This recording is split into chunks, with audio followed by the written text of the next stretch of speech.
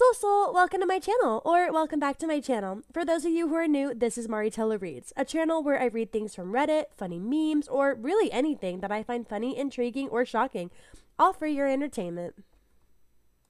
So I'm what some people might call a bit of a nerd.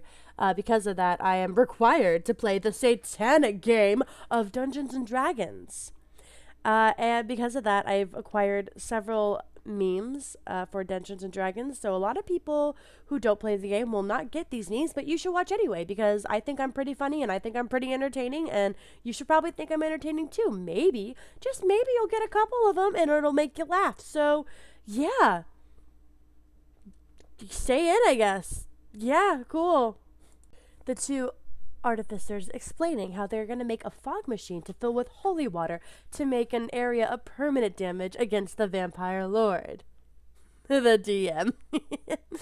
That's actually really smart. I might need to talk to my husband. Babe, we're getting a fog machine! This is exactly the kind of crap that DMs have to research because they're dumbass D&D players. The aerodynamics of a cow. Oh man, it's so true. I haven't played a good campaign in a while, but we do some stupid stuff on ours. And I haven't got to DM yet. I actually have a campaign I've been wanting to. And I know because of my stupid friends, I'm probably going to have to research to similar things. My gosh. Never trust a person who talks to their pets in their normal voice.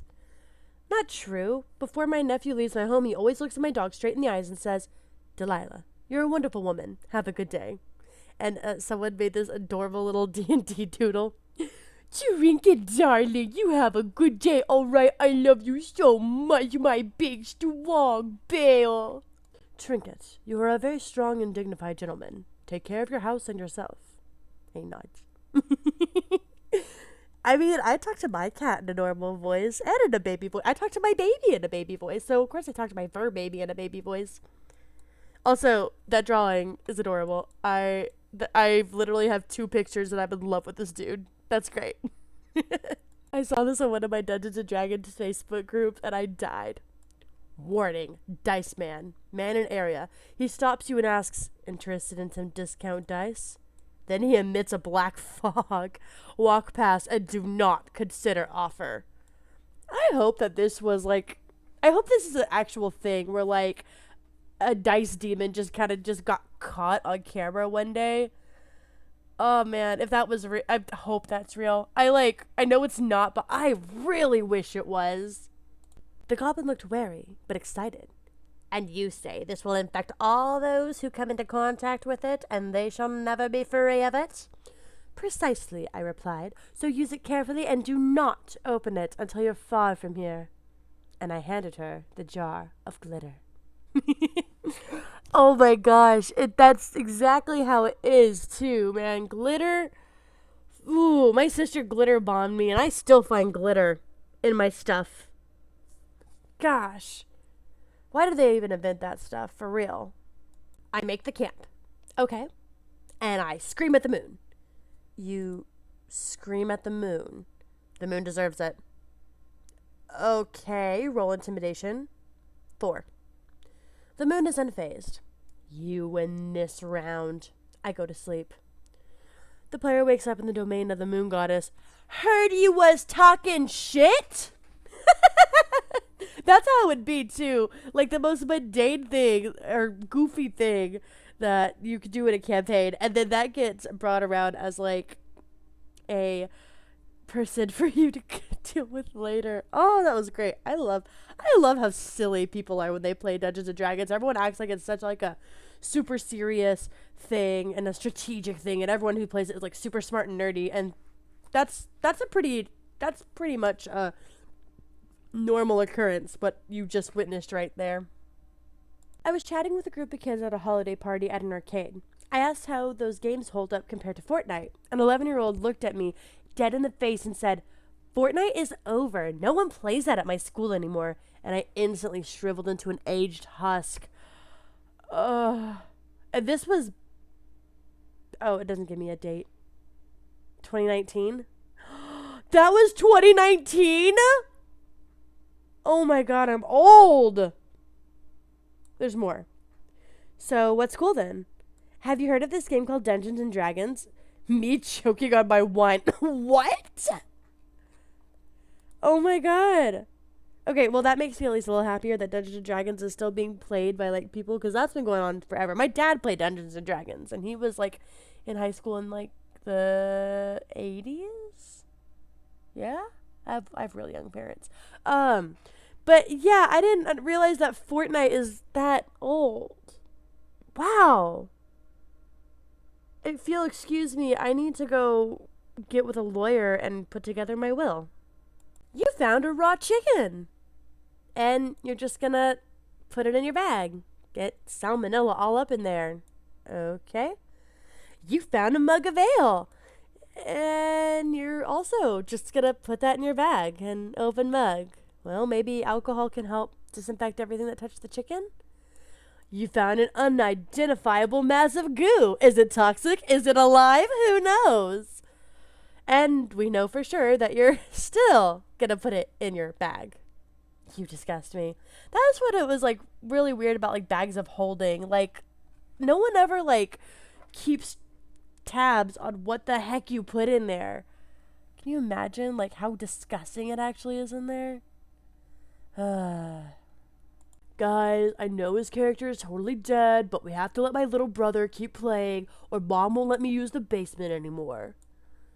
Hi, I'm Faramir, also a human fighter. I've come here for vengeance on my brother, Boromir. That is exactly what happens. I will tell you, my brother-in-law, we played D&D a couple times, at least a couple of campaigns. He always creates the same barbarian character and just changes the name just a little bit and makes it either the brother or the son getting vengeance of his last character, and it's great. It's great. Although, maybe some originality. Like, if you get a chance to create a whole new character, create a whole new character. But, like, whatever. You do you, I guess. Why do people in D&D each occupy a 5 foot by 5 foot square? How far apart do you think people need to be? Why are D&D minis afraid of touching? D&D minis standing 5 feet apart in a dungeon because they're not gay. Look, if the guy to my left has to do the turbo Macarena while charging a bolt of flesh melting while the guy on my right is doing every Bruce Lee move at the same time and the guy in front of me is flourishing a broad axe like he's doing yo-yo tricks, I'm going to give each of them enough floor space to not liquefy myself. And then a diagram is used, delimiting the blood circle for a knife. The blood circle, also known as a safety circle, is a term used by the Boy Scouts to describe the area within the radius of an arm blade length combined when using a knife, saw, or axe. This area can be envisioned as a spear when a person and sharp object is at its center. Presumably anyone within the radius is at risk of being wounded by an accidental slip of the blade. Therefore, it is desirable to keep other people outside of the circle at all times. Fuck a personal bubble. Stay out of my blood circle! Stay out of my blood circle. I wish I knew this during COVID. Stay out of my blood circle. When we had, like, the 6 feet rules in stores and stuff. Blood circle. Blood circle. Martin the Warrior reads like a D&D game where the DM is constantly saying, that's what you're going with. Really? Fine, roll to persuade. The guard eyes you suspiciously. What do you do? I try to convince him that he's sick. You mean that you're sick? No, that he's sick. Fine, roll to persuade. Nat 20. Not only does the guard believe he's sick, but several other guards see him and decide that they're also sick. Congratulations, you made a fake disease fake contagious. Ooh, can I name my fake disease? Yeah, sure. What do you want to call it? Allergy twinge. Yeah, that's how it be. Golly. This is a conversation between someone who's a DM with someone who is a ranger. One of the sirens is singing to you about military glory and wealth. She's getting very close to the ship. Can I try and seduce the siren with a song in retaliation? You want to seduce the seducer? Yes. Sure. Go ahead and roll for performance. Ranger rolls a 10 plus 1 bonus. You rap about how your dick is huge and that you treat her right. The siren is uncomfortable. However, the male siren appears interested. Druid laughing too hard and falls off the stool. That's the shenanigans you get into when you play D&D, and that's why I love D&D so much. I'll tell you. Let me tell you this story. It was my first D&D campaign ever, and my DM had our whole party, with the exception of me and the bard. I was playing a tiefling, and other than me and the bard, everyone else got caught. And because me and her rolled high numbers, we didn't get caught. So we decided to go back to the camp to go get our friends, and he was trying to get us to do like a whole like Mission Impossible style, we get captured, and then like those kind of shenanigans ensued. But my tiefling had a very high persuasion. My tiefling had a very high persuasion and a cloak of many fashions. So I asked him, I said, is there a chance I could like have like a high priestess or high priestess cloak? He's like, okay, sure. So I pretended the bard was my prisoner. I got into the camp and I convinced them I was a high priestess until the actual high priestess came in, and I got a nat 20 on persuasion on a couple of the questions, and then the last one I rolled a nat 1. It was so crazy. Nat 20, and then a nat 1. And so they come to capture me, but instead of capturing me, the bard uses a invisibility spell, pants the priestess, and while they were dealing with that, we untied everyone and ran away. That's still my favorite D&D story to this day. So those are the kind of shenanigans that you kind of get into when you play D&D. So if you're ever like kind of on the fence of, I don't know if I'm smart enough, or I don't know, there's too much numbers, don't worry about that. Just literally go pants a priestess and have fun. Would you be down to RP? Roleplay? Yeah. Okay. I'll be a level 9 druid half-elf. I cast Fireball. How do you respond? Oh, I meant like erotic roleplay. Sorry. I cast a sexy Fireball. I like that. I want a sexy Fireball. Could someone hook me up with a sexy Fireball, please? Could someone please just give me a sexy Fireball? So, we're essentially two halves of a single multi-class character with split personality syndrome. One is a lawful good paladin, the other a chaotic evil warlock. Our two patron entities despise each other, and we both fight for control over the body. Every hour of in-game time, it'll be decided on a coin flip which one of us takes over. Each of us can only use spells and abilities from our respective class, and whichever one of us has the most control over the body between the levels dictates which class gains the next level. The DM. I don't know why these Road to El Dorado memes just absolutely kill me. That's great. Honestly, that's a great idea. I should probably get with one of my buddies and like discuss that. That'd be funny. Could you imagine? Look, this chest is just found. We should find their owner. Nah, screw it. Let's get it open. Well, it's not even able to be opened. It's locked. Pick it. All right, moving on. Druid.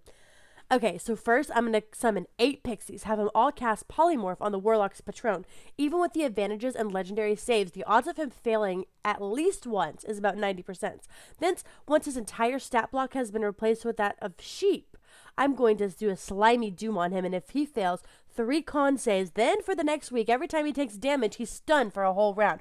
We'll just wait for 3 rounds, and then for that to take effect, he is a sheep after all. Warlock. And I am going to beat him with a stick.